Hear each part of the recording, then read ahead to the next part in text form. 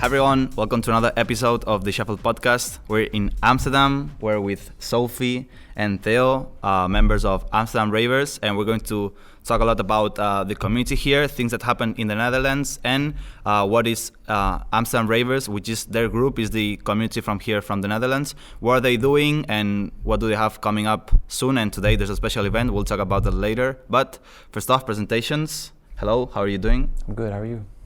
I'm nice, I'm good. Thanks for being here. I would say thank you for being on the show, but I'm here. Yeah, so I know, but I think you still came over. It's weird, you know? That's fine, don't worry about it. It's all good. You, Sophie?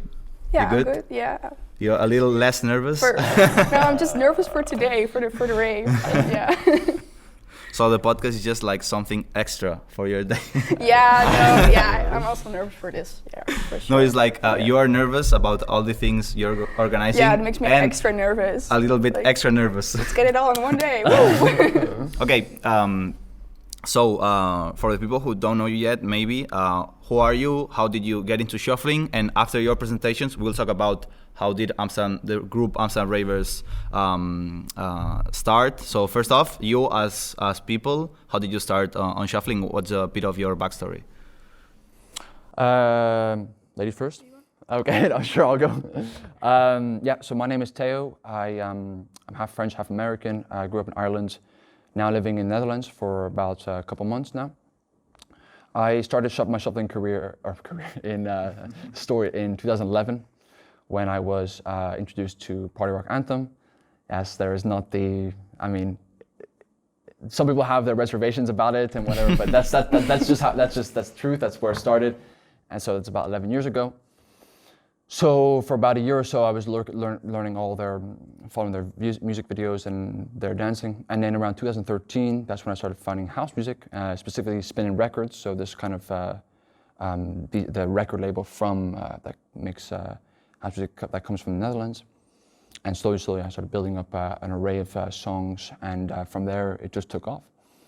But funny enough, I only took my first ever video 6 years ago. So before that time, it was just me practicing in my bedroom or in places where people didn't see, just so I could kind of get my groove and kind of build up my confidence. And now I have absolutely no problem. I can dance wherever I need to, at the bus station, the train stop, in a central square of a big city. Like, that's not a problem as well. So that's how it is. And I started in cutting shapes and then sort of moved into shuffling. And more recently, I'm slowly getting into a little bit more Melbourne, or bringing a Melbourne emphasis into certain moves like the running man. So that's a little bit of my story. Mm-hmm. What about you, Sophie? I'm Soph. I'm actually from Nijmegen. That's a city in Gelderland in the Netherlands. And now I live in Breda. And I'm 21 years old. And around 2015, I started dancing. Also in 2011, I thought that the song Party Rock Anthem was really cool. And I tried to shuffle in front of class, primary school. But around 2015, I really started dancing through, I think, a video from a German guy. It was on YouTube and later on Instagram. And I was just practicing in my bedroom because I was really shy and I never danced before. Yeah, I know the feeling. And I come from a village where people are like, okay, if you're normal, then you're already crazy enough, so don't show it too much. And I was really looking for people to share my passion with, and that started around 2017, I guess. And slowly I found Theo through Instagram. And I started with Konijnendans, like the Dutch version of shuffling. Mm-hmm. Yeah. And later on cutting shapes, and then a little bit Melbourne. So, yeah. And now we have Amsterdam Ravers. Mm-hmm. Okay, so let's talk how this Amsterdam Ravers group start, because I guess back in the days there wasn't like a defined group. It was just like people spread it here and there that they were dancing, but there wasn't like something that was uniting the community. So how this project is starting? Because was it like this year is the fourth anniversary? The third anniversary, yeah. Yeah. So it's 4 years old. So 2018. So how does it start? Yeah, in 2017 I found a guy. I think he came from around Zwolle, so that's where the first meetup was. That's also why. And a girl from Leeuwarden. And first I thought there were no shufflers in the Netherlands. I mean, I thought I was the only one. And then through Instagram, I think you also know the platform Rave. Rave family. And there we found some other guys who were shuffling. I think we were with only 6 people, and we had our first meetup in Zwolle around October in 2018. And from that day, like, I was so nervous to see, like, people who are also dancing like me. But it was so awesome to share your passion with new people and make new friends, and to get a little bit out of my village. And from that day I was like, okay, I need to do this every month. So that's what I'm doing now. Yeah, that's kind of how it is. And then I joined the team a year later. Just one day I was on the metro in Switzerland and I saw a video of Sophie and I was like, oh, that's pretty cool. And so then I sent her a message, hey, would you want to meet up? And since then we just, I was still taking trips back and forth when I had time off, and I would come visit them on a regular enough basis for somebody who lives far away. Yeah. And and then finally the community has grown quite significantly. We've lost some people, but we've also gained some new people. So it's that happens. Yeah, of course. Yeah. There's people who fade out, and that's fine. Everyone has their own path in life. So anyway, so that's where I kind of jump in, and where we danced yesterday was the first place where me and Sophie met as well. So I thought that would be a good place that maybe later on, if you want to add a snippet from our dancing over there, you can show them a little bit the spot where we were yesterday. So what was it called? Like the Eye, yeah, the Eye Film Museum. Yeah. The Eye Film Museum, yeah. So that's over there, and so I figured that was a good place to make some connections. Yeah. Yeah. And the first day we met was super crazy. Yeah. Right? Yeah. It was. We both had like too much energy for your average human being, and so it was. That nervous excitement feeling you get when you meet somebody. Yeah. The hype had been like building up for time. Yeah. Because you see each other's videos, and it's like, oh damn, that's pretty cool. And then like you ask, like it's like, okay, I can ask her about this one, and how do you do this move, and you just. Yeah, and then it starts to build every day, and then finally you get on the plane. Yeah. You land in. I feel the same with people I'm talking in Instagram that I haven't met them yet, and the day I'll meet them will be like, finally. Yeah, exactly. Yeah. And that's how it was. But it also feels like you met them before. Yeah. Exactly. Yeah, you connect so well. Yeah, we were talking yesterday when we were dancing that it's super curious how. You know just someone for a few days, and since we share dance, we love the same music, we love the dance. It's like you have a lot of things in common, and it feels like you know this person for so many years. Yeah. You know, like I don't know, like the level of friendship that you gain like this. You know, it's just it's quite, in one day you can build that. How fast it is. Yeah, and. It's quite nice to have that because we're just becoming a little bit more isolated as a world, and so finally when you have your community of who can connect on so many different levels, then it's really quite a special feeling. It's really hard to come by, and so I'm very grateful to have my community here as well here, and without them I probably would be wouldn't be the same. I would be a very different and you person. wouldn't move here, right? Yeah, exactly. Yeah. And you said you were doing meetups every month. Like, has been like this ever since 2018 when you started, or I guess like when COVID hit, the meetups stopped a bit. Yeah. But like, has it been like the consistent 1 month meetup? Was something like people was looking forward every month?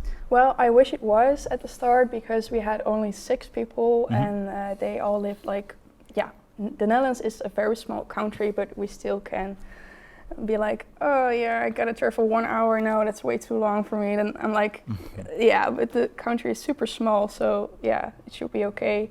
And they were all still in school, and some were not as motivated as others, and then they're like, yeah. And if you're with 6 people, then you cannot really, meet up each month. But after we grew, I think around COVID actually when it started, Dennis came in from Konijnendans. Yeah, that's right. Yeah. And Johanna from Amsterdam, she's also teaching here, and then more and more people came. So and now we are with around 45. Yeah. Now. 45, and I want to say, Around that. say half or a little bit more than half of, let's say, active members who come to all of our meetups as well. Like every month. Yeah. So, but I think it's the fact that we had sort of the ability to meet up was stopped because of COVID, and so then that turbocharged our, at least my willingness and many other people's willingness to want to come. Yeah. It's like, it's natural. As humans, we take things for granted very easily, and so when something happens, or something you want to, something you like doing, when they take it away, you want it more. Exactly. Yeah. That's how it is. Yeah. So definitely, as horrible as it's been, I think for the community, it's made us stronger.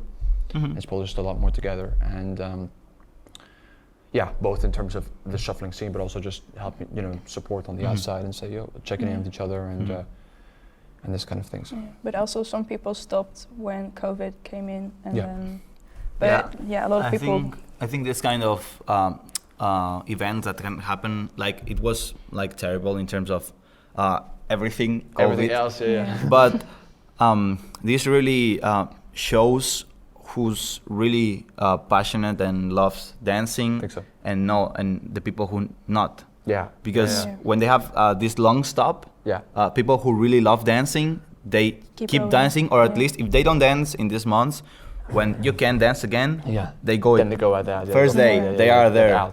And so it was a bit like that. So sometimes it was like every country, the restrictions were gone a little bit, then they were back on, and so we were always kind of, whenever we could, then we would step outside and we'd meet up. But you're absolutely right. It's a character test. It's like a filter. Yeah, exactly. During COVID, it's a weird to say like this, but it actually does this task. That's the effect. Yeah, that's the effect. And like right now, what is Amsterdam Ravers doing? Like, do you still have something every month? Maybe it's a meetup. Maybe it's a special event. I know this is the first rave you're doing. We'll talk about that later. But what do you have frequent events? Yeah, basically we're just actually meeting up. We have a few people who are very dedicated, but also a few where we just show up and want to talk a little bit and drink some beer or smoke some weed. Or that's not the place to do that in a meetup.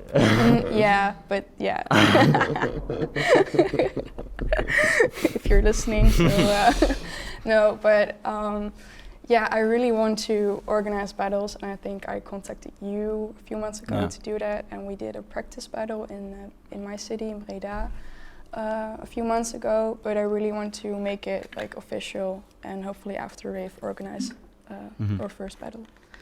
Yeah, and I wasn't there for the battles because I had to stay in Switzerland, but from already what we saw from the first practice turnout, it was pretty good for a turnout, and it was really nice as well because one of Dennis's students, he was the actual winner of the competition, which was kind of like an underdog situation, which I think was it was really like no one expected, I guess. And then when the judges came out, they all pointed to the student, and so it's a good first step, and now we can. But we need more practice for sure. We do, and there's a lot of things that they're just like education, and you just need to tell them how battles work. But to do that, you also need to experience battles, like have so it's just like at the beginning it was very hard also for us to teach people how we should behave in competitions, because we were also starting with competitions. Now we have a lot more experience, you have a culture behind the things, so like 10 years later, I'll look at myself now and I'll see like I had no idea, you know. But like that's part of the journey, you know. So you need to like not knowing something doesn't need to stop you from at least trying or trying to make it work, you know. Because as you try, you say, oh, that didn't work out properly. What did we do wrong, or what happened that didn't make it as we wanted to?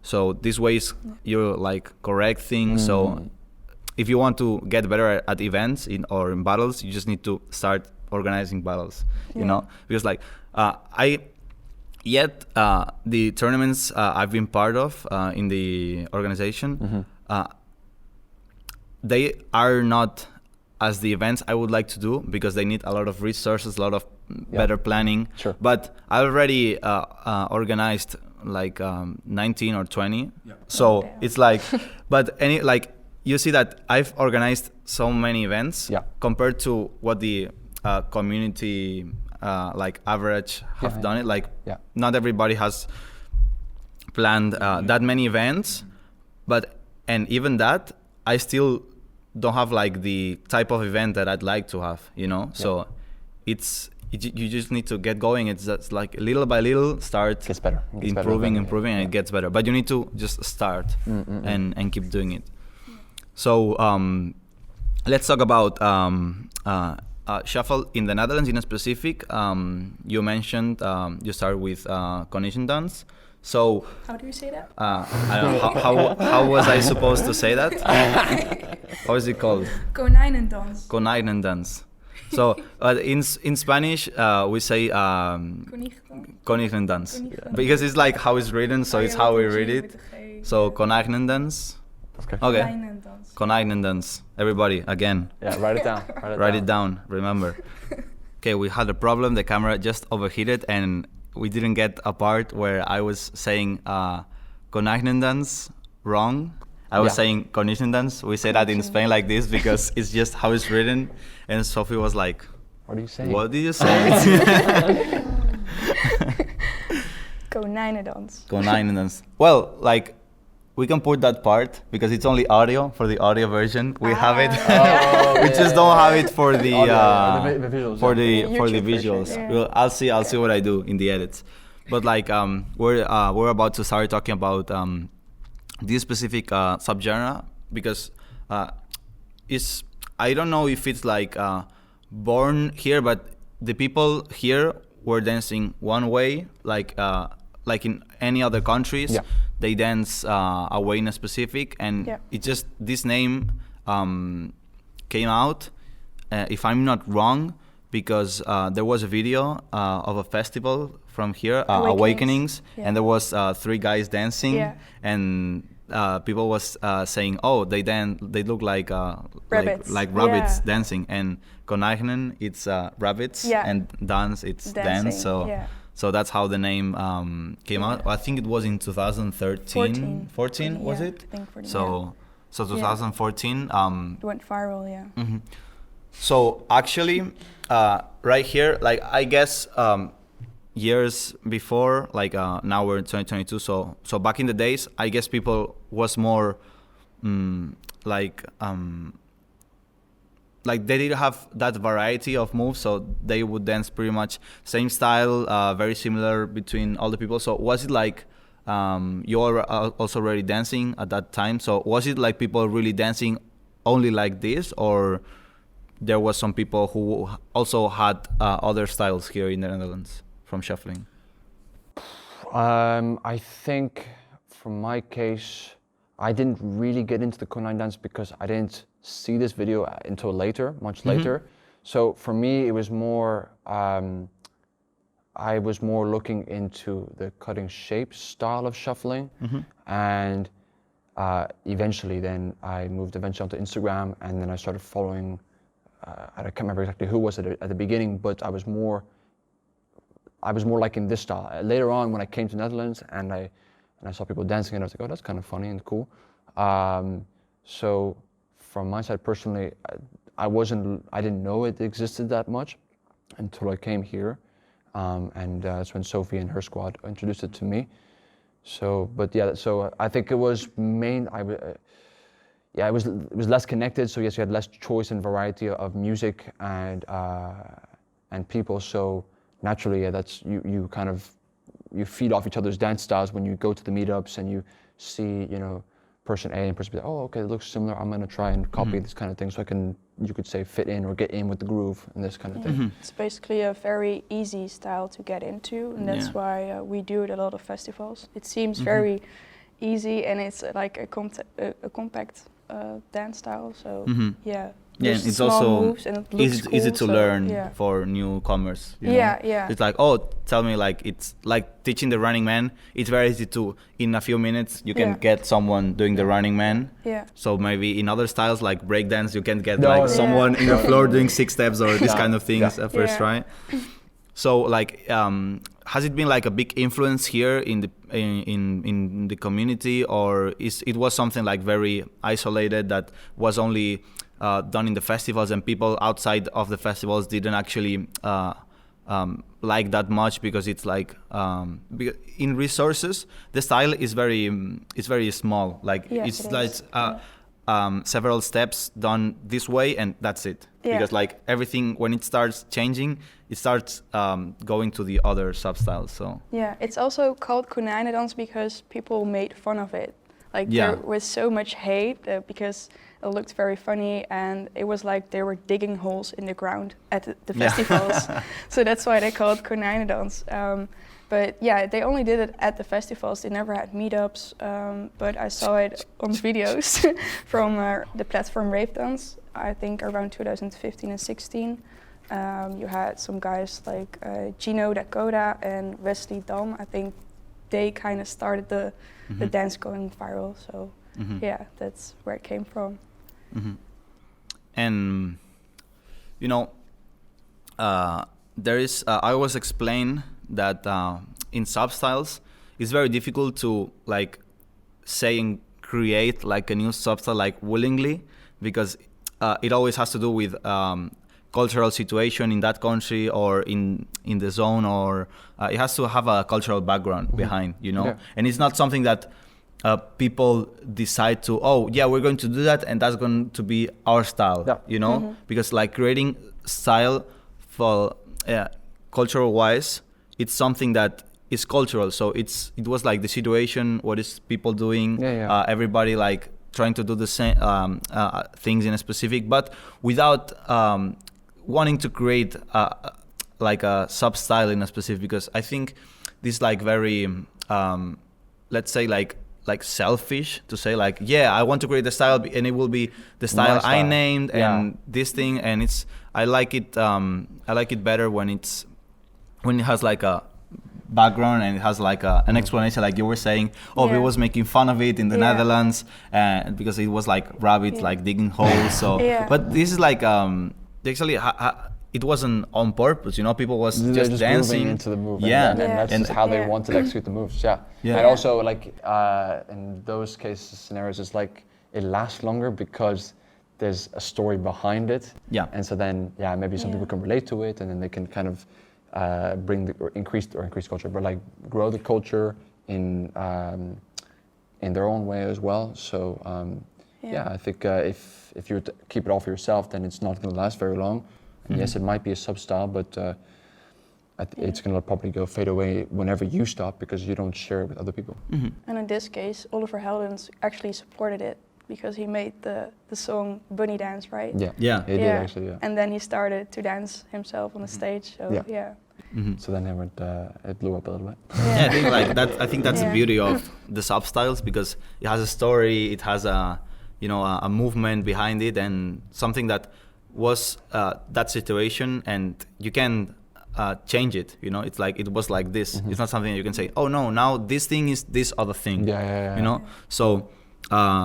And it happens a lot because, like in Spain, we dance very different from most of the places. But some people tell us that, in Spain they have their own style, and we're like, no, like we don't have our own style. We just, take what's out there, and then we try to work with those elements, try to develop them. But we're not like we're developing the style, but like shuffle style in general, Yeah. not like shapes or Melbourne. Yeah. But we're not creating Spanish style. We're just like being ourselves. Oh, we like these things. Let's develop these elements. Let's try to dance, work on groove, work on technical things, dissociations, isolations. Yeah. So there's like in dancing, there's a lot of things that you can learn from other styles. Not moves, but tools they use to develop the style, so they can create more. But if you work like this, you're not creating like a new substyle. Like imagine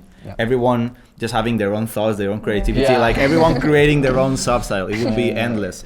So that's why I say that it's more of a cultural background, and I think the substyles remain more a thing of the past, because people didn't have a lot of connection with other parts of the world. So it was very unique of this in that area. Yeah, but then you realize that's actually, they do the similar thing in Russia or California or wherever, in different parts of the world.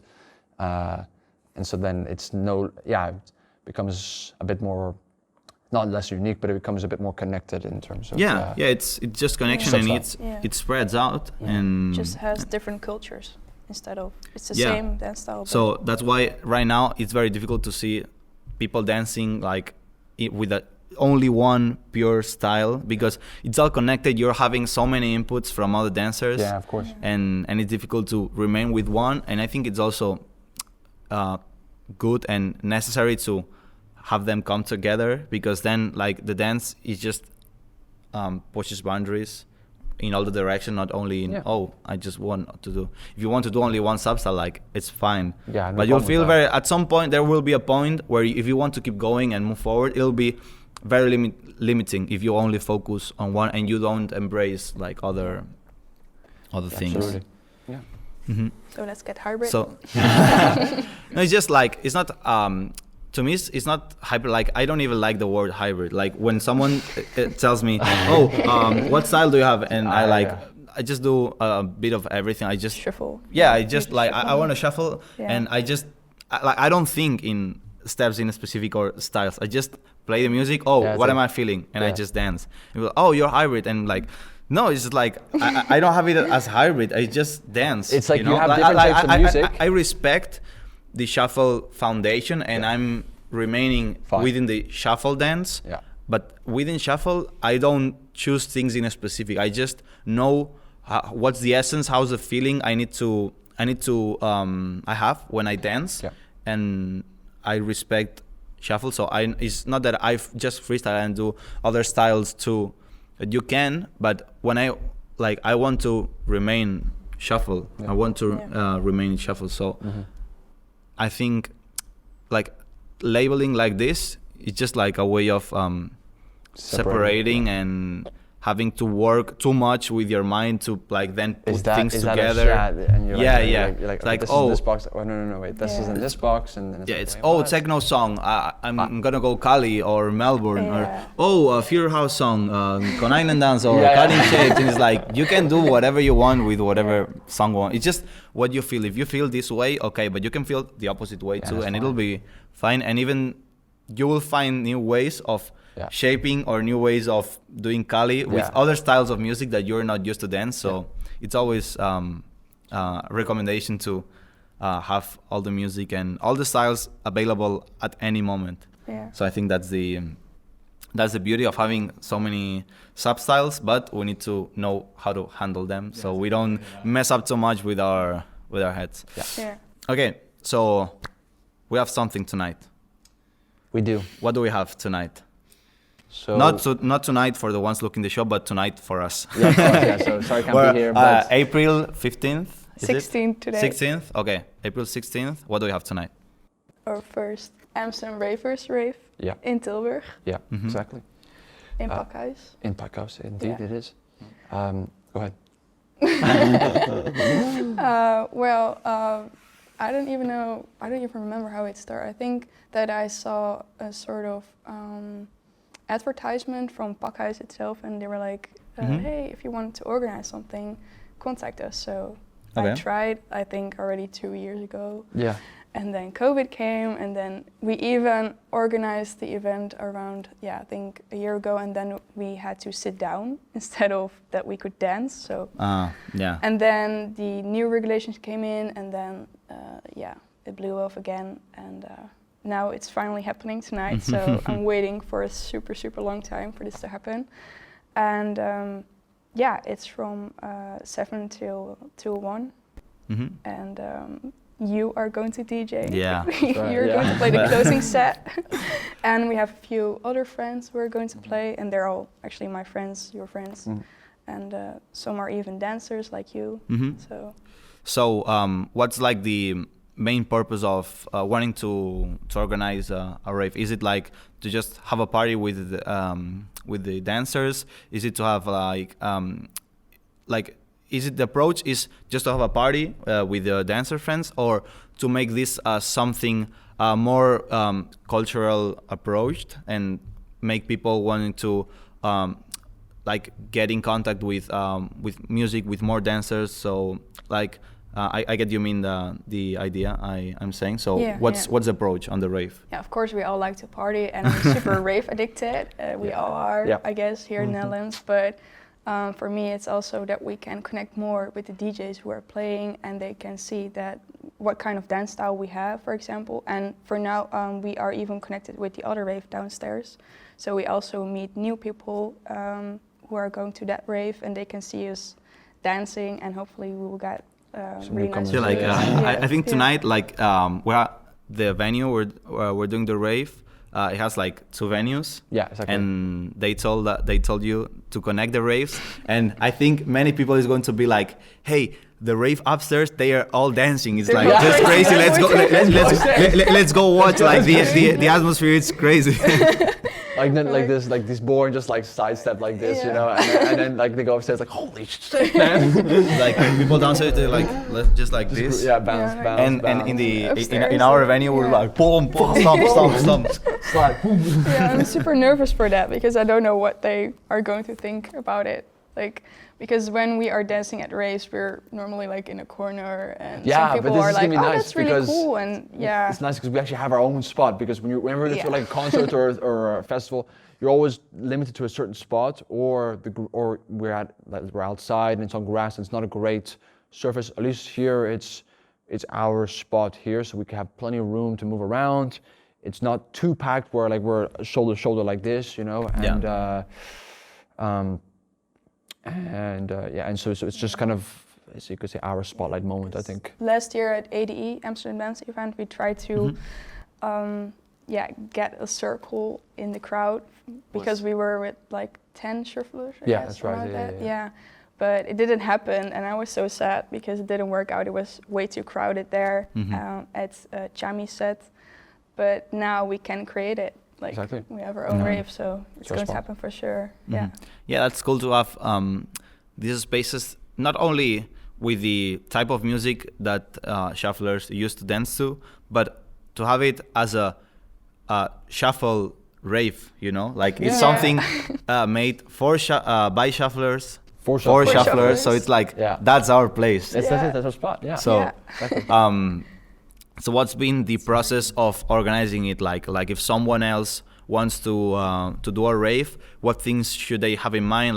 It's your first rave anyway, so I'm sure you'll still have a lot of things to get experience. But if someone wants to say, oh, I want to also start doing my first rave or party for shufflers in my city or in my country, how do you start? What's the most important thing? What's the process of organizing that?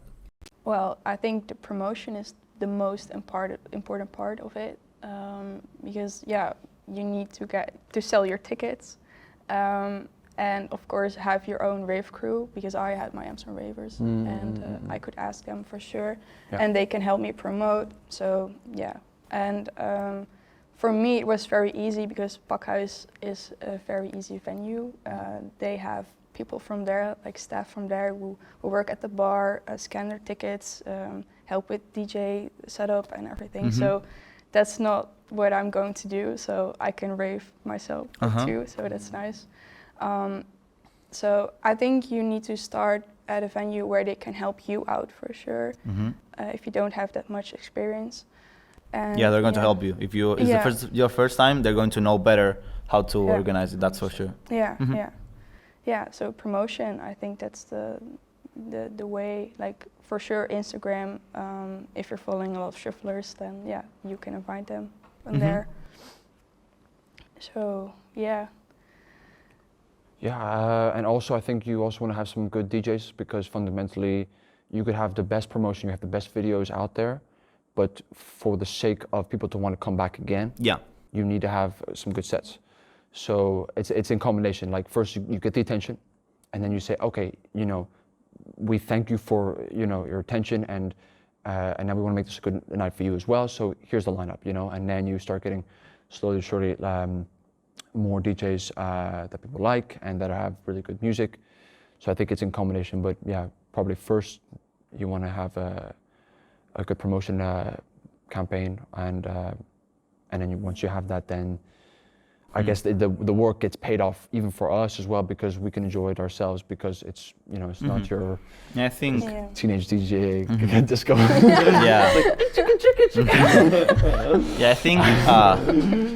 I think I would prioritize them in first venue, because without venue you don't have fine, okay, anything. That's true, yeah. You know, like everything is like promotion is like, okay, how do you get out there? Because I think your point, it's super important, because I always try to get the feedback. So the product in that case would be the rave, you know, like the experience they're getting. That should be the best part so far. Yeah, so because for example, imagine your promotion doesn't work out well. At least the people that come, they need to have a really good experience, so they can, if they are asked about, hey, how was this event, they can say, man, it was crazy, you should come to the next one. Exactly. So that's like having a cool place, like good sound system, good atmosphere, you know, it's not a super difficult place to get, you know, it's like hidden and in a bad zone, you know, let's be honest, Tilburg is a little bit, but yeah, I mean, but like but you know, like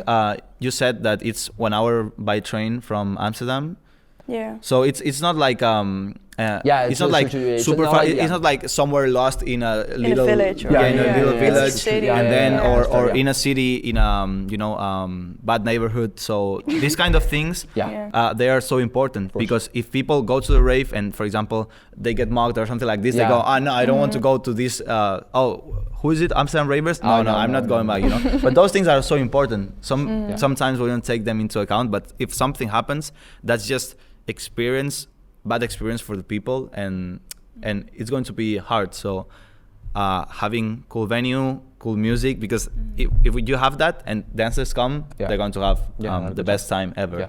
And then it's easier, because then we know that, let's just say 50 people really enjoyed it, and there are probably a few people who asked them, oh, how was it? And then maybe that's an extra, you know, 1 or 2 people from those people. And it's just that first experience is really important, I think, for the growth of this. And yeah, I mean, we'll have make mistakes and we'll learn from them, but it's our first one, so I think I think we're ready for it.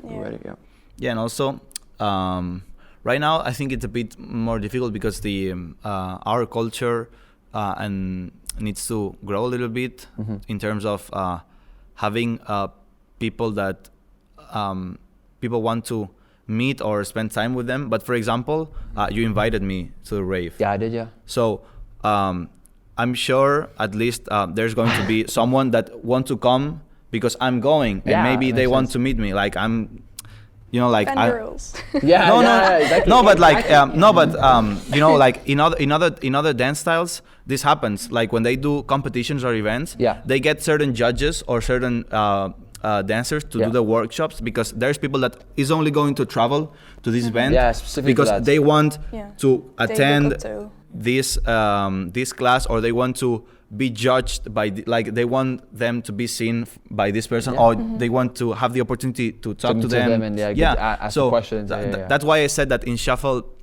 it's very hard to have people like this, like respected by the dance part, not by he has many followers, fan. Yeah, I'm a fan. It's, yeah, no, exactly. it's like respected by what they do in dancing, their dance level, what like their values, this kind of stuff. So also having in mind this kind of things, and bringing people to your events, those also can help to make more people come and or even travel from farther. Countries, So I think that's a really cool thing. And what's your goal with the rave? Like, what's the thing you want to achieve doing the rave? You want to bring your community together? You want to just start doing events and have it as something regular, having the rave like once a year or twice a year? Like, what's the goal with the rave? Definitely at least once a year, actually.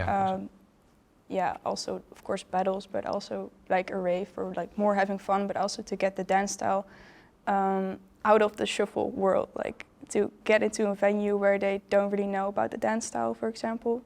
And also with the rave, what's going on downstairs tonight, they don't know that there are so many dancers upstairs. This is to be fun. I'm gonna be standing there just like at side entrance. I'm just gonna see how this goes. I mean, and we are upstairs. I know if you're like, we probably will be like this. But like all at the same time, because we're all stomping at the beat, so all the floor will like boom.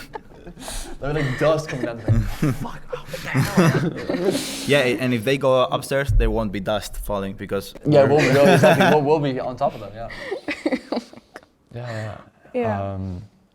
For the sake of everyone, it should be the other way. It probably should actually. Because we moved, so we can kind of dodge the dust. Like, whoa. We would have more space downstairs.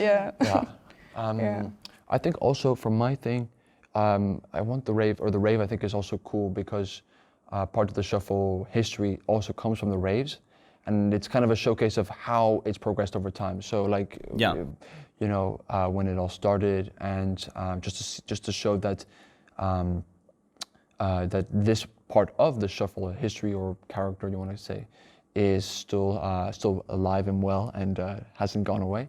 So I think for me that's also another thing that's important with this rave, that we can, everyone's welcome. Not only shufflers. You can have ravers there as well, and that's cool. So it's just to kind of reignite that part of the history a little bit. For me, I think that's important.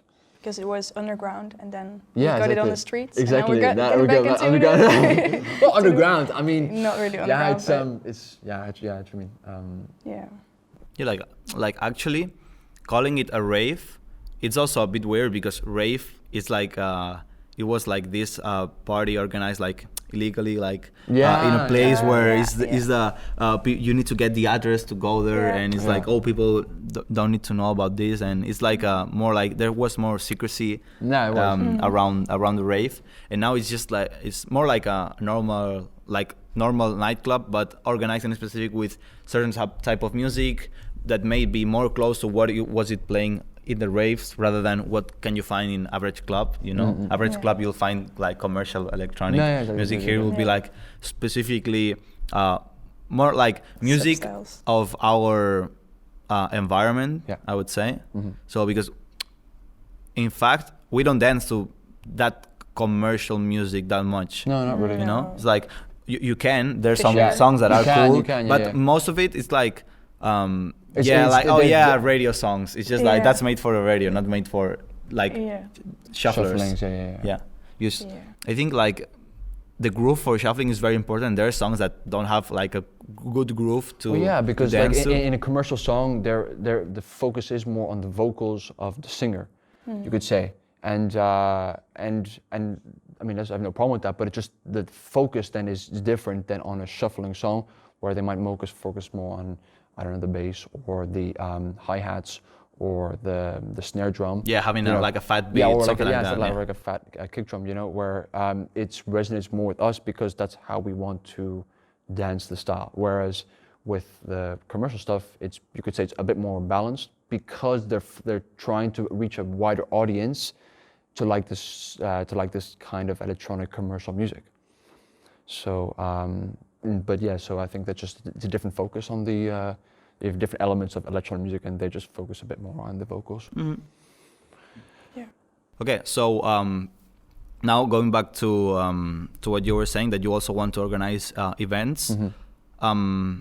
You, Theo, came last September That's right. to Spain to an event to the event I organized. Yeah. So how was the experience? Because like we talked about that in person, but let's have it here for everyone available. Yeah. So what's it like to being a community where there's like no battles or hardly like people is starting you're starting to organize it, to go to a country where it's very normal, everybody knows how battles work, they know the environment, they know like maybe like the mental approach they need to have for this kind of event. So how was your experience like having first there was a meetup, there was a tournament, and then there was some workshops. You attended everything, like everybody. I missed 2 workshops, but like I got to the last 2. Like everybody should. Yeah. There was 4 workshops. You only could make it to 2.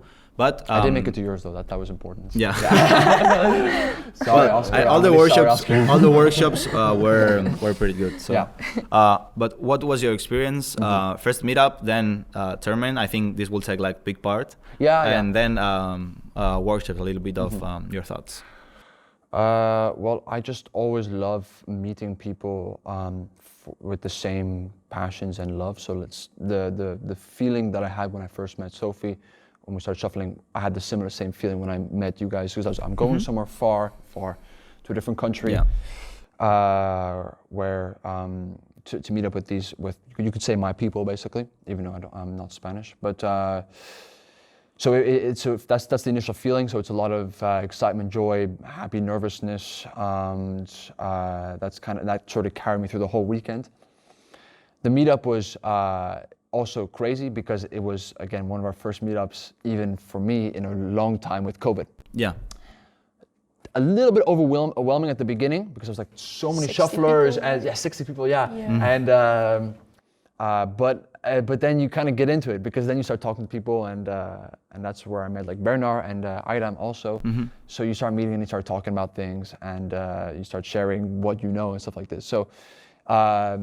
So it's the anxiety sort of comes down a little bit, and then you kind of then once the anxiety goes, then you start getting loose, and then you start dancing proper, because otherwise you're uptight. And I mean, you can dance great uptight, but for me at least, I need to move. I want to use the space I have basically, and not kind of stay stuck or frozen a little bit. So that was really nice, and then.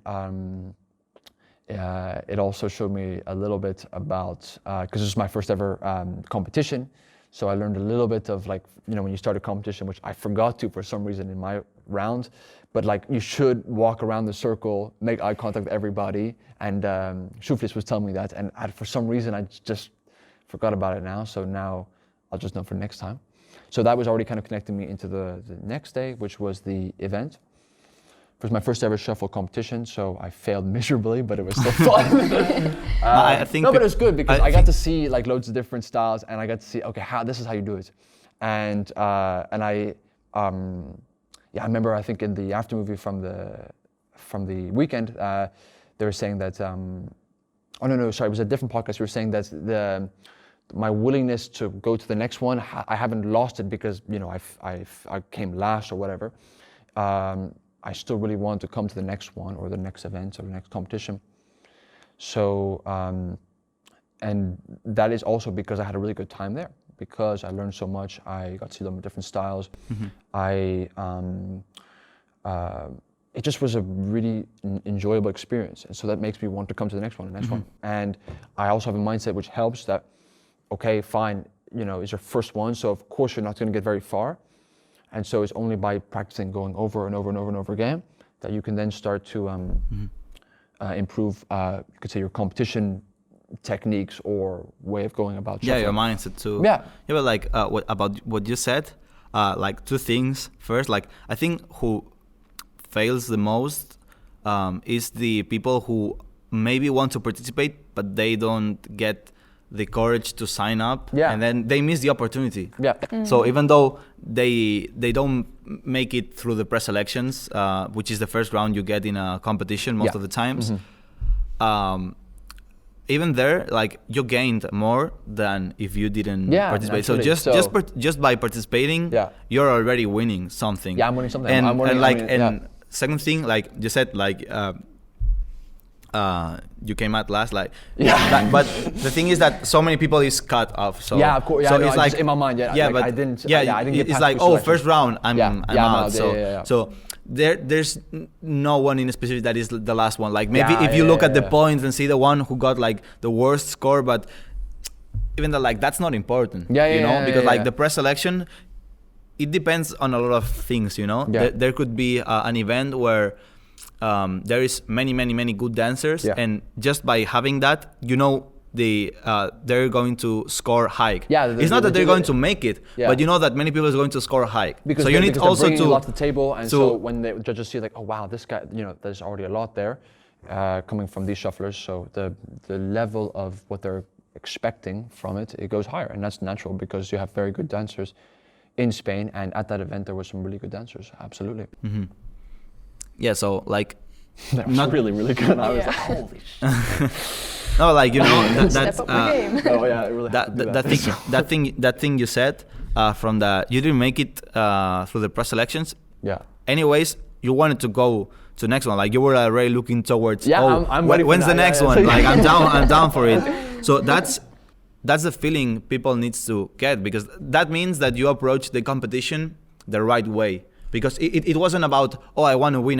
Like everybody wants to win. Like like we don't have to be like hypocrites. Like everybody wants to win. Everybody wants to go through as much as they can. But if you lose, even first round, second round, finals, whatever, it's okay. It's a competition. There's going to be a next one. You know, I've lost in competitions where I didn't think I deserved to lose or to get eliminated in that round. That happened in semifinals, in finals. But it's okay. Like there's going to be more events. I always think, oh, just go back to practice and then come stronger in the next one.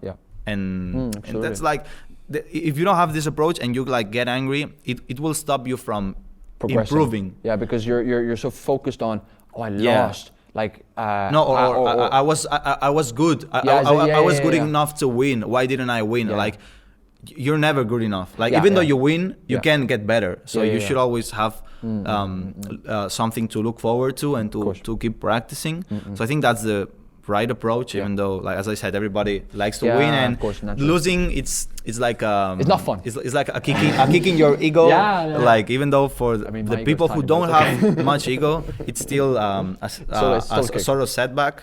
But it's how competitions work. Like even though you have a lot of very high level and you have chances, your chances still low. Because there's only one wins. There's only one guy. Only one guy is going to win. So it's like if 50 people participate, 49 going home angry, doesn't make sense. You know. Well, let's hope there's a little bit less angry people, but just angry for like a big mob. And what was your experience? Just one more thing I would say just about that. The only thing would be nice, I think, just as a observation, if the shufflers could get, the people who lost could get like the notes from the judges, so they know where to work on specifically. I don't know. I know that you guys took some notes. I didn't go up and ask for it, but I thought about it later. But maybe something that, you were good in fundamentals. You were not so, you didn't have enough variety in your moves or something like this. And so then it's a bit clearer for how we can do better for next time. So I think that's, as an observation, that would be something nice that the judges give at the end, So at least in how we do it in the competitions, I take part as organized, like, because how they value or how are they criteria set, it depends on the organizer. What the organizer wants to determine being like. So like in my case, I let the judges judge however they want. Like I don't say you're going to judge musicality, or you're going to judge fundamentals, or you're going to judge creativity, something like this. I think that's like limiting too much the things that dancers can do. Like for sure there's more things. And I like to just I trust your judgment. That's why I hired you as a judge, because I trust. Like if you don't trust a judge, like don't book him for your event. And in that case, in the notes they were having in the pre-selection, like in the battles they just vote directly with their arms. But in the pre-selections it was just a table, with the names, a score, and then there was like another box for like observations, because Observations, sometimes you want to make observations, and maybe if you have someone tied for going in, maybe if you have something in the observation, say, oh, okay, this one maybe was better, something like that, or you just simply don't know what score put him or at the beginning or her, and maybe at the beginning when you don't have references from the other people, it's hard to put the first scores, because you don't know how's the level going to be like, you know. So maybe you put a 7 and then goes another that, oh, it's a bit better, an 8, and you only have like 2 extra points to, and maybe if there's people that, if there's a wide range of levels within the next people, you need to score those down a little bit so you can have like more space and have it like really good. But sometimes they don't even put notes. They just score, because there's so many dancers. They just paying attention. Score, okay, that's the round about maybe 7. Okay, 7. Next one, boom. Okay, 5. I know there's judges that have, for example, some factors in mind, and depending on those factors, they set the score. But that's their own judgment. I don't like to set things for the judges that maybe they don't like. But if you want to get feedback, if it's you or if it's anyone, you can just, after the tournament, you just can go and ask the judges. And the best moment is after the pre-selections, because later maybe they have already forgotten about your round, and because there are going to be more battles, they're going to be like with more events. Days are crazy. You have a lot of things in mind. You have a lot going on. So to the people, if you want to get some feedback, try to get it as soon as you can, as soon as there's a pause in the tournament. So so don't go bother the judges while they're watching rounds or interrupt. Like, don't go talk to them because they're working. You need to respect them. But there's people that do that. Oh, really? Like they're judging and comments like, hey, one question. Like, like, bro, I'm judging. Like, shut up, shut up. Yeah, we had but the sooner the first break after your rounds, maybe if you're battling, maybe it's a bit difficult. And in that case, I always I recorded everything, so everything is on camera. So you can rewatch, and you can always, if everything is on camera, you can go with the video to the judges and say, hey, what did you think about this result? If they don't remember, they can watch it again with you. You can show them, and you can ask that. And you can do that even with people who's not judging if you have the video. Exactly, so I think that's a very good thing. Who also know a little about shuffling. Like, I don't want to show it to, hey, what do you think? And then the third day was nice as well. We had the workshop. I missed the first 2 ones, so I'm sorry, guys. But I made the other 2, which was nice. Why? I think it was. There was some commotion in the morning, and I had to deal with it. And okay. Yeah, I don't know. But anyway, so that was good fun. My first ever footwork workshop with Mark. Big inspiration for me as well. So it was kind of, I was quite nervous. But all in all, super nice guy, and taught me a lot of things there. And it's a part of shuffling that I need to work on. So I need more. I need to sort of make out a plan of which parts I want to work on. But now I know that from this class that I can improve that area from my style. And then I had groove with you, I think it was. It was like we did like shuffle lessons. Oh, we worked on like the stomping, the dragging, hopping. I think that was really good as well, because it helped me separate moves that are automatic to me. And but I didn't see that you could actually just take them apart. And so like you have your running man, but it's really 2 parts, your slide and the stomp.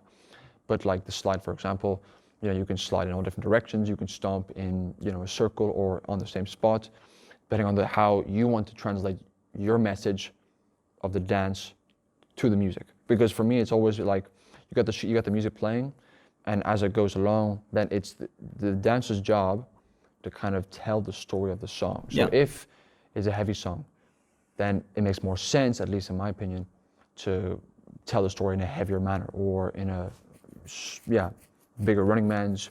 You may be using more space, or however you want to go about it. And so I think that was also good, that I could think of it a different way to kind of approach my moves. Or it also gives me more variety, because now I can think of not just one move, but I'm thinking of 2 separate moves, and that helps me Yeah, There's it some helps to variety. understand the step better. Of course, and that also as well. So, in general, about the event overall, Yeah. What things would you like to have in mind? So when you organize things here, Yeah. your first like events or competitions, Yeah. and also people who is watching or listening can also think, oh, that's a really cool thing that if I want to organize something, Yeah. I can have it in mind. To what things that you like, see and like, and say, okay, when I do that, I want to have this in my competition. Yeah, Or in my event. for I think number one, and this is the biggest one, is hype. When you, no matter, I think I learned this from you guys, that regardless of if you're competing with him or you don't know the person or whatever your, say, connection between this person, you should always give that hype to the person, because, I mean, when I'm dancing here with my squad and people hype me up, it just gives me that extra energy boost Yeah. to just, you know, go harder or finish until like the song finishes. Yeah, out. or feel the warmth. Yeah, you know? and it's like, and it's also just like encouragement. It's like, okay, you know, I've got my, I think Macklemore said it like, if I fall back, you know, my people got me or something like this, Yeah. and it kind of gets that feeling where it's like, yeah, like there's people behind me who support me in this dance that I'm doing right now. So I think that's definitely, I want to bring that here as well. Is there other things that I want to? I have a question for you. Like, how did you manage to get people so hyped? Because at my battle, it was, yeah, devastating. I think, well, it's been like a process, so it's not like something like a magic teaching class that you do and everybody's like, oh, well, everybody's happy. It's more like we've been building that over the years. At the beginning, we didn't know how to have, like, you would see everybody like the battle and everybody just sitting there and being like this, just watching, like you know. It's a funeral. And we were like very connected with the electro dance community from Barcelona. In Spain later, like more people were traveling to the events, so we're really connected. And pretty much they always come to all the events. So at the beginning, since they knew more about hype and battles, they were the only ones hyping, like, you know. let's go. And they were explaining some of us how hype works, you know. And it was like we had to slowly start understanding it. And basically, you need to make people feel how special an event is. It's not just, oh, we're meeting up and dancing in a venue, you know. It's just we're creating something here, like this is a unique moment, we are all together, we should have the best time we can, so we should encourage everyone, we should make everyone feel special and make them come back, as you said, even though I lost, I want to come back. That's what we want. If you say that, I know that we're doing a good job in that area, because you want make people feel special, because they are special. Like, community is made by everyone. It's not just 2 or 3 people that, oh, they move the masses. No, it's like maybe some people can move more community, but at the end of the day, everyone that shows up is as important as because they bring their own energy, they bring their own moves, they bring I don't know, even on the side they bring, you know, good chats or something like this as well. It's like, but just imagine yourself not hyping someone who doesn't have enough level for you. It just, you wouldn't get hyped until you are 5 years in dancing, and every year the level goes higher. So it's like a run that you're never getting there, because every year people is getting better, and you need to. It doesn't make sense if you don't hype someone and you hype only your friends or the dancers who you know, oh, they're going to do crazy moves, or they the best dancers. The best dancers don't need everybody's hype, in terms of that they're going to get it easily, because they're going to do things that are going to drive people a little bit more crazy in terms of what did he do? Or what did she do? But there's people that are not going to achieve that because they're starting, they're like getting insecure. And just hyping them up, like giving them like this warmth when they're dancing, like that they don't feel that they're alone, like people is supporting them, even though they're just doing a running man and a T-step or a Charleston or some easy footwork. That's like, we've all been there, and we need to feel this so we can feel encouraged and feel that we want more. Yeah, And even though I lost, because there's people that they know they're not going to make it even through the preselections, because maybe there's so many people and they are just starting and then say, I just want to go to dance and to feel the warmth and have my moment, because in a tournament, even though it's a competition, in the preselection everybody dances, everybody got their minute in the dance floor, only them dancing, so that's their minute, and that is unique for this person, even though they don't make it to the semifinals or whatever. For them, that's the most important moment. Of course it is. So we need to make sure this person is having the best minute of their year. Exactly. So the next year they want to come back and repeat this minute, and if they go forward, then they have more opportunities. But that's the mindset. Like, we need to make the community feel important. Like, every person needs to feel that they are important, because they are. But we need to make that, like, it's not just we say it, like, we need to literally make it happen. So that's why over the years people started to understand that, and we also traveled to different cities, organize events in a smaller scale, in locally in the other cities, and then we were saying, we're going to do like a big competition where everybody's traveling. So we didn't know everybody would be traveling, but we were saying everybody will be traveling, everybody will be there, and that made all the people go there, actually go there. But that was the goal. But we didn't make it like intentionally, saying that, we're going to travel and tell them that we're going to do a big competition, so I'll come. It was natural. It was people loving the events in smaller scale, only in their city, in their town. But then if you say, we're going to do a big one here, is not far, like in Barcelona, Spain has good connections, you can travel very easily. There's going to be people from other countries also coming, so they're like, let's go. Maybe they don't dance, or they know they're not going to make it far, but they want the experience, they want to be there. They want to be there and feel part of it, And I don't know if you've seen like the TSL videos, but that day was one of the craziest days ever. Like for the Spanish community, this day was top tier day. So it's but because of that, like the hype, the music, like the venue was super big. It's the first time we were having a competition it was a concert venue. We had like a line of subwoofers just behind the judges. There was like a line of subwoofers. We had like line arrays in the venue too. So the music was super loud, and we had like everybody there. So it's just like the atmosphere you create is crazy, and you make people hype with this. They see the place and they like, here we go. This is going. Here we go. Let's go. And you rented the venue, or how did you? In Barcelona, it was like it was a concert venue, but it was in a youth center. Like they have downstairs. They have like a big concert venue, and since Shuffle Showcase was the organizer, and we're like in Barcelona, Shuffle Showcase is an association. But the venue we had in the other youth center, it was very small, so we wouldn't fit there. And they talked with the other place, because sometimes they do this when there's an event that it doesn't fit in a youth space.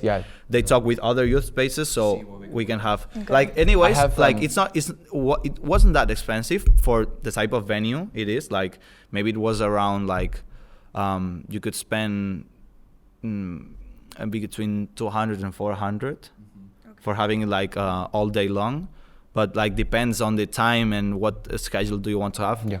But actually it's not that expensive anyways, but we got it for free. But because it's something about the town hall program, like they do a lot of cultural things in Barcelona, so at least that's a cool thing. But now because it's depending on the town hall, now it was very difficult to do another, because they didn't want to have nothing to do with big events that could lead to COVID cases. So it was also hard, and they were putting a lot of restrictions when Shuffle Showcase was trying to, let's organize it again. But yeah, it was like a huge boost, like step forward having that big venue, because everybody was just going in the venue and they were like, Holy that's shit. already epic, you know, like Yeah, being yeah. here. Yeah. So Crazy. it's just having this mindset of everybody's important. We should, as organizers, we should bring the best of our ability to the community so they can have the best experience they can. And then you're also part of the community.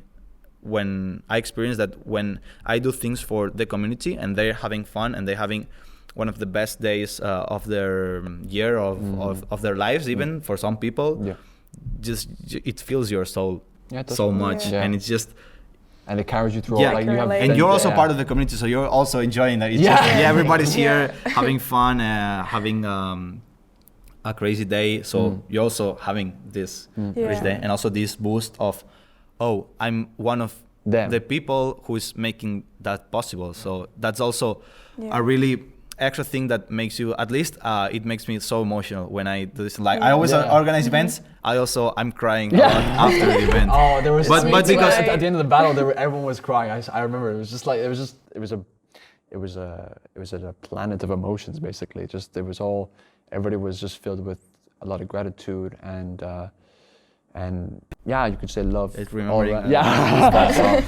But I want to say just two things. The other thing that I would recommend, I'd like to bring over here, is workshops, but workshops based off our, let's say, specialty as individual shufflers. So we know that Mark, for example, is good at footwork, you know, and so I want to try, I need to analyze myself and watch my videos and see, okay, what am I actually good at that makes me a little bit different than your average shuffler.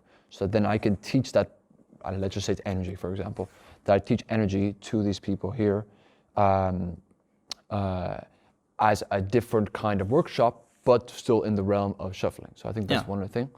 And the second thing I want to say is about the town hall thing. I think I'm in contact now with, I think, a similar thing here in Amsterdam. I need to pursue it a bit more, but I was dancing just down by my house and there was a woman who came up to me and we had a chat about this. And they have like, I think it's, I'm not sure how it's called, but they have a sort of a theater where they have performances and this kind of thing here. So I'll keep posted on that later, but we probably might look at doing something similar. And she's the owner? Or she is the owner, or I know she works there for sure.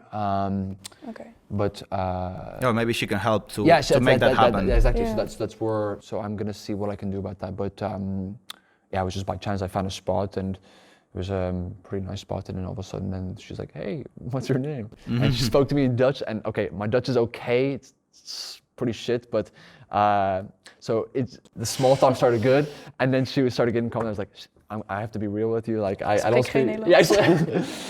The joke is like, I say, ik spreek geen Nederlands, which is like, I don't speak Dutch, but I say it in Dutch, so it's like. They're like.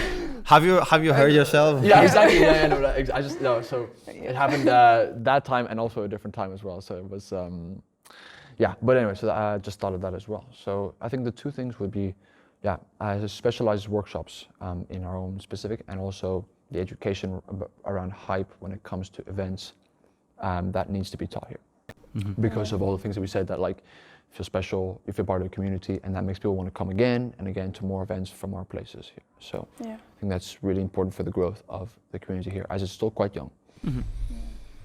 And I really can relate to your emotional part. Because people here always say like, why do you put so much effort in this? Like, it's so much work sometimes. I'm like, because of the feeling, you know?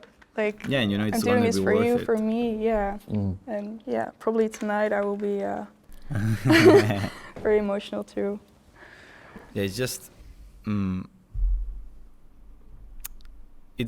I also don't know like why I started wanting to do these things. It's just because you love the type of event that you're organizing. Is like, even though there was not many people, I would do it anyways. But since since people is coming, let's do it like bigger and more often.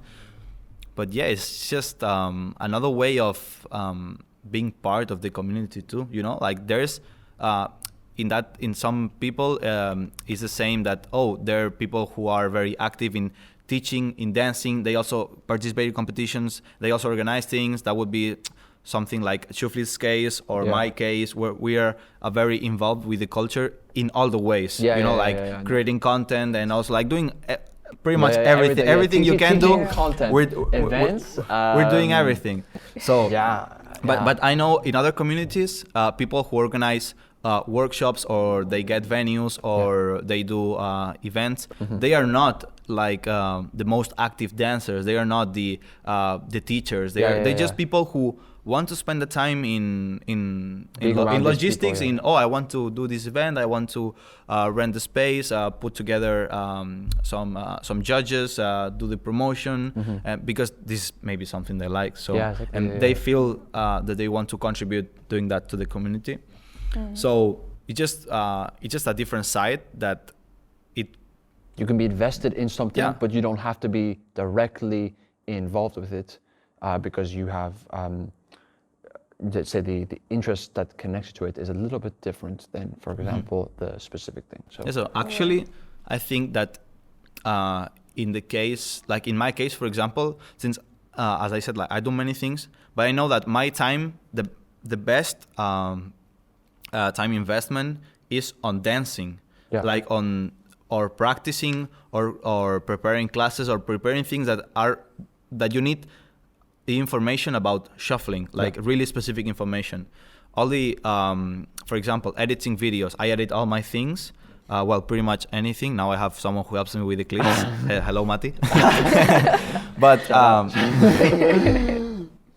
I edit pretty much everything, you know. But someone else can edit, you know. Or you're organizing events. You can make decisions because you have the knowledge of the culture of the dance, but some people can be running logistics and these things that take up your time from doing it because you're focused on how the event comes out. So as you grow as organizer of certain events, I think you need to start getting yourself with people that can help you and to liberate your time from things that are not your specific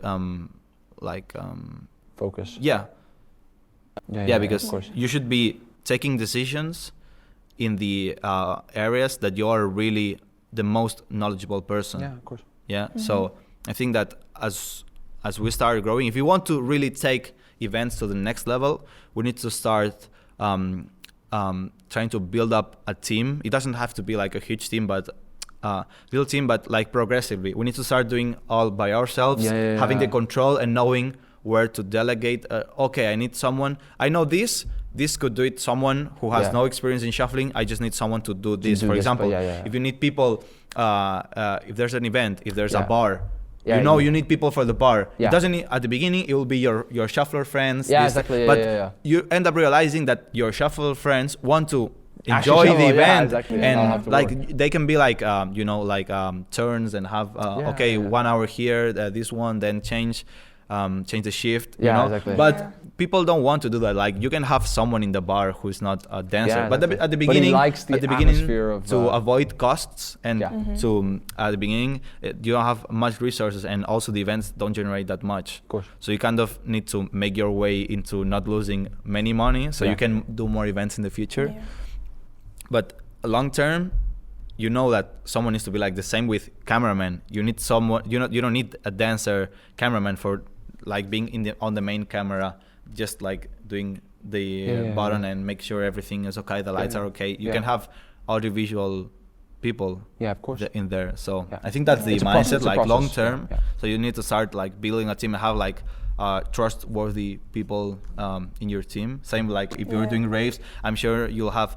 In the future you'll build like a team with DJs, maybe with some venue that you get along really well and you already have a lot of things covered there. Also like videographers, you like their style of filming and how do they do your after movie, or you like the shots they're getting or the moments or the atmosphere they're capturing. So just all like a process.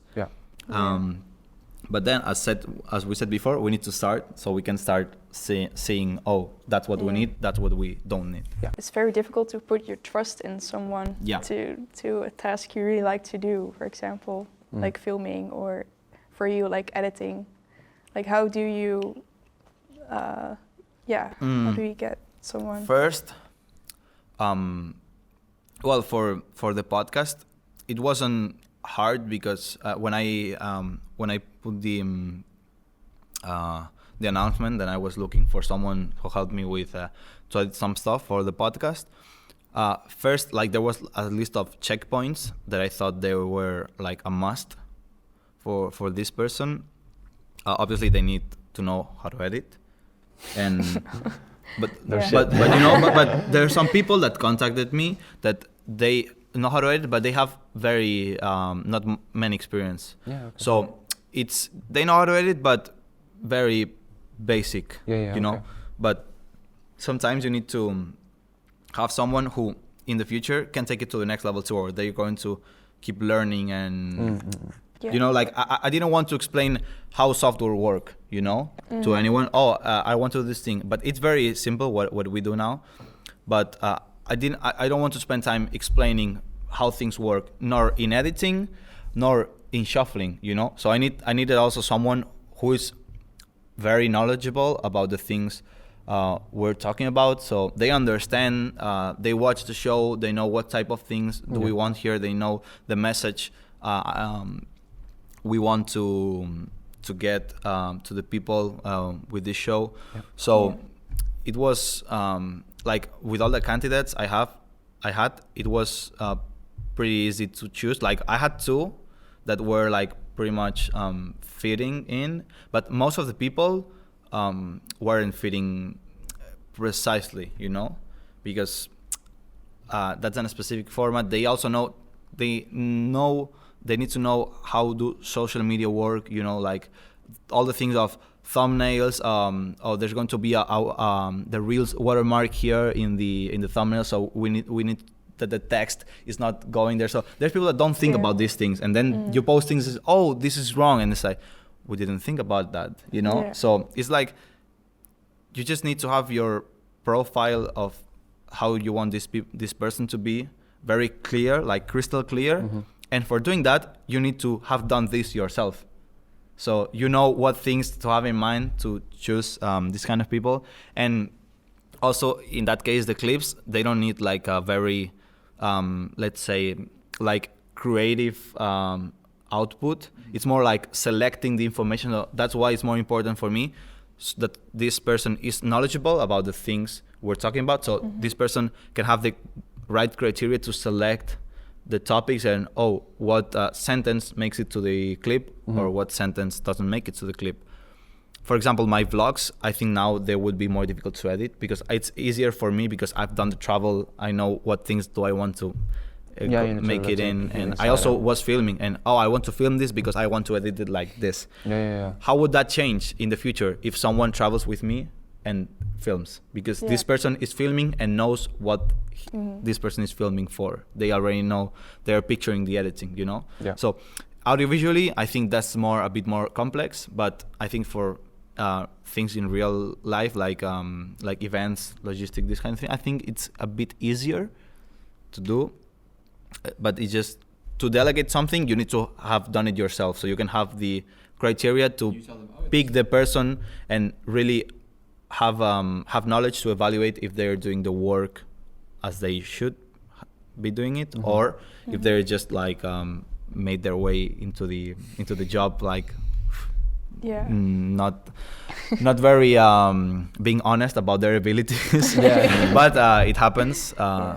For sure, it didn't happen to me. Well, I think it happened once or twice, but like when you find people that don't fit or they don't do the work you wanted, it's just the good thing. It's a good thing. You hire them because you know that you don't want to hire them anymore. So at least that's like the good output. Like you don't even have to tell them, you did this wrong. It's like, okay, thank you for your work. That's it. Like I'm not going to work more with you. But like you don't even tell them. You just don't have them in mind for the next events, and that's like, and you need to be cool about, and the other people also needs to be okay about that, because at the end of the day, it's your decision, it's your event. You want the best for your events, and if someone is not being at the level you want, they're working. So it's okay. Like it shouldn't be like something personal. So at least that's how I say it. Yeah. Okay. Exactly. Makes sense. Yeah. Okay, guys. So I don't know if you want to bring anything up before wrapping up the podcast. Something maybe you want to talk about that I haven't asked, or something about the Netherlands community, dancing, whatever. Well, whoever's out there is always welcome to come and visit us. You can always reach out to us. Not even that. It's just like we talked before. It's about the community, and we want to build it not just within. If you come to the Netherlands, know that there's dancers. There here. are dancers, yes. Yeah. Even though we're. And we love our community, but we definitely need more dedicated Yes, dancers. we do actually. Yeah. Sure, yeah. So We're lacking. we're lacking. Yeah. We're doing our best. Yeah. Yeah. Okay, for finishing the podcast, I always let like the guests bring up a question for me. Like it's strange because I think I just asked a question of you, Yeah. so I've been talking like a lot in the last part, so it's a bit strange. But I don't know if you want to ask anything else, and if not, we'll wrap up the podcast here. I gotta think about it for a second. Meanwhile, that place we are is cool. Like you're not seeing it. Like this room and the other rooms, they're like this in design. They are so cool. I figured this would be a good spot. I was like, he was like, yeah, I want to do a podcast. Yeah, okay, where should we do it? I was thinking, because I used to live here, so, and I was like, it's actually a pretty cool spot. And I mean, yeah, we're doing sort of a school project, so it's not really school project. It's not, but I went up there school, and I was like, the school of shuffling. yeah, exactly. But yeah, so we're not really supposed to be here, but it's fine. Don't worry about it. No. School of shuffling. School Yeah, of exactly. shuffling. Let's go. But yeah, so it's definitely, we will try get some video of the place, and maybe you could stick it in later on or something like that. But yeah. Well, I do want to ask you if you would like to help us out maybe sometime when we're going to organize our next event. Yeah, for sure. Just like and reach out and whatever I can help with. That's I think that's like a smart move, you know. When you want to organize something and you have someone who has done it so many times and they have a lot of experience, they're going to tell you a lot of things not to do and how to avoid some troubles. Yeah. And that's definitely 100% what you need to do. So yeah, like I would help you, and anyone who wants to host any competition, whatever, you can reach out and ask all the questions you want, and I'll try to get back to you as soon as I have the time to answer, because sometimes the answers are long or you have to have a lot of things in mind. But yeah, like definitely when I get DMs or messages like this, I'll always try to answer them. Because that's something that is going to help the community grow.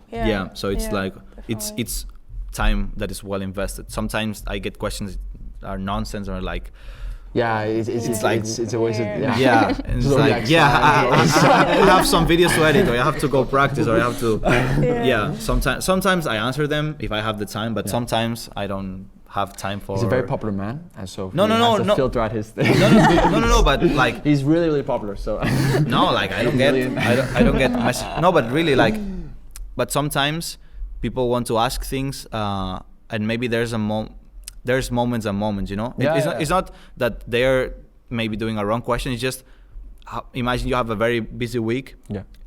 Maybe you won't answer this or any other thing that comes up. So it's just depending on how busy are you, and on how's like your brain going over this when you get the message. But these kind of things I always try to answer them as soon as I can, because like they help to the community. Like, but like there's not many messages I don't respond. Like only when they send a video and say like.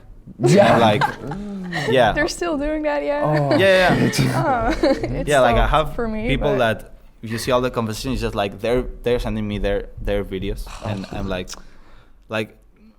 I'm not going to watch it, you know. Like if you send once and say, hey, I'm working on this, I'd like to have some kind of feedback or what things could I work on better, but it's just like sending me a video, hey, can you like the video? And it's like, yeah, look, back. And I go back from the chat. So it's just, that's the way I filter things. Are they relevant for really, like, am I really helping them if answering them or not? You know? Well, I mean, if it's just a like you like it, then not really. It's more if it's a specific question, like, oh, I'm working on slides. okay, well, let's see how this video looks, and then you look at it, and I let's answer say that. the- I yeah, answer and then that makes messages. sense. But if they just send a video and say like, and I'm Yeah. like, okay. Yeah. Or do we say, well, then you should follow my class? Like, Oh, you can do it like that, actually. Actually, what's like I your- will yeah. if you pay me. no, actually, What's your boundary when in that? when people come and ask for feedback, I just give them a feedback. Like they're not asking for classes, so I'm not going to answer them with something they didn't ask for. So to me, it's like this Okay. because it's, if not, it would look like I'm taking every opportunity to like take people into the classes that probably they will learn, but it's not bad. It's not in how do I want it to look, but I'm not the type of person that only like chases money. So like money is Yeah. important for living and for doing the projects. Like that's 100% true. But when people just ask for feedback, maybe they just want feedback. Like if they like your feedback and maybe they see your dancing, probably they'll ask if you have some kind of classes, or maybe when you put it out, since you answer them, they see you, oh, this person is helping me. And then when you promote your classes, they're going, oh, I'm joining. Yeah, because he I gave me a want good to get- feedback. Okay. So Yeah. I'll try to answer with the thing they ask. If they ask for feedback, I'm giving feedback. If they ask about my classes, I'll answer them about Yeah. how do my classes work. So you never have people who are like using you to get information over and over again. no, but So- like if you would ask me, like if we're in a meetup and you ask me a very complex thing, I will answer you. Like it's not like secret information. No, it's I not, would no. teach them in classes anyways, but Yeah. I always have this mindset that if I explain people things and they're liking the explanations and it's really useful for them, they're going to want to come back and ask for more. So Yeah. long term, they're going to get, like, if you want the best advices and the best exercise and the best things, you're going to find them in my classes, you know, because there's constant information, it's all organized. It's not like you're asking me one thing and I'm just answering. Like this is like an isolated thing. So also it's very hard to locate it in, oh, that's about this topic, and for working on that I need to work in this other thing. There's sometimes that you need many classes to put context to many dance stuff. Yeah.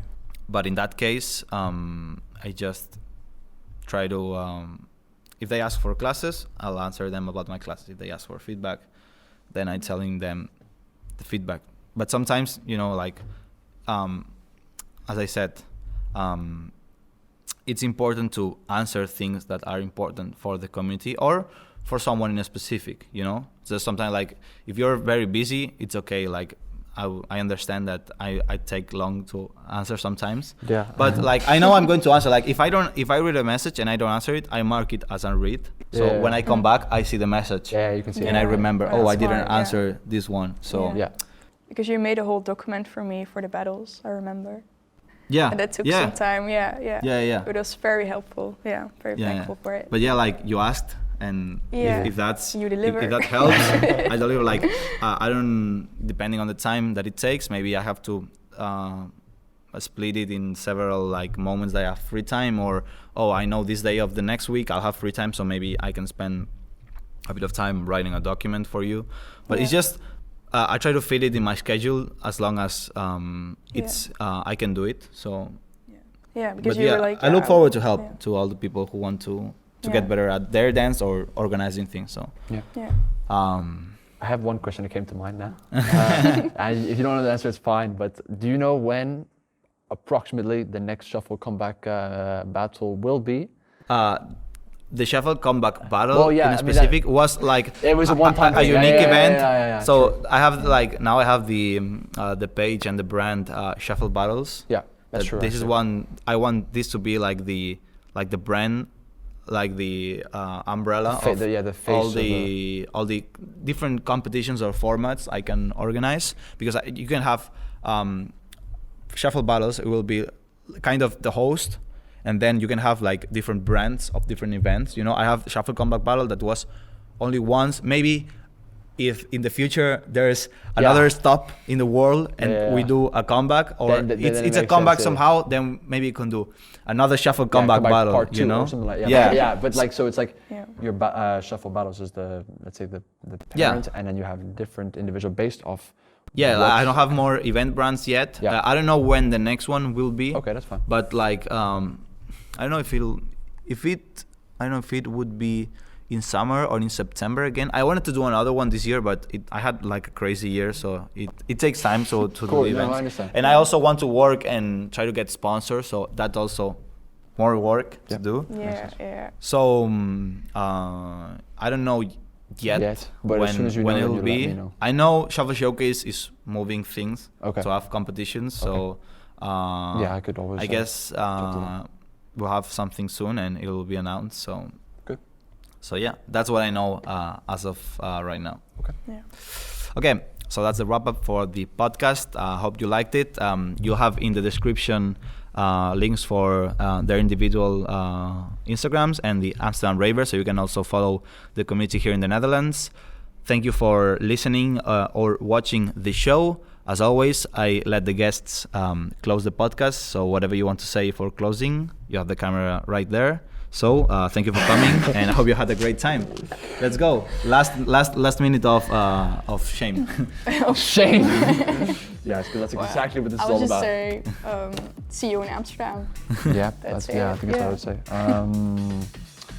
Don't be afraid to reach out to us. We're very friendly people. So Very friendly. absolutely, absolutely. Yeah. And I'm always, at least for me, I'm always down to meet up with different communities, bring them together. So if you have a community somewhere and you want to meet up, even if it's small, doesn't matter the size. Just hit me up or hit us up, and we can organize something. Okay? Yeah. You weren't that nervous, actually, during the whole talk. No, I wasn't. Right? No. Okay, That was bye. good.